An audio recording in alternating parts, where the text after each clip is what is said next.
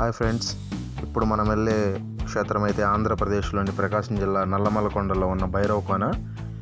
ఇది 7 నుంచి 9వ శతాబ్దాల నాటి అద్భుతమైన ఏకశిల అని చెప్తూ ఉంటారు.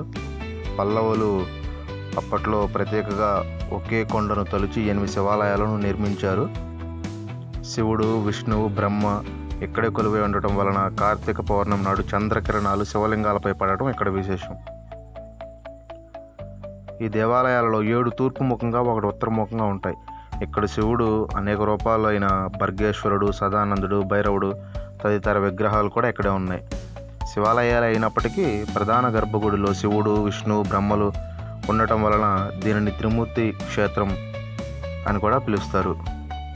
భైరవుడు ఇక్కడ తపస్సు చేశాడు కాబట్టి అందుకే ఈ ప్రదేశానికి భైరవకోన అనే పేరు వచ్చిందని స్థల పురాణం చెబుతుంది.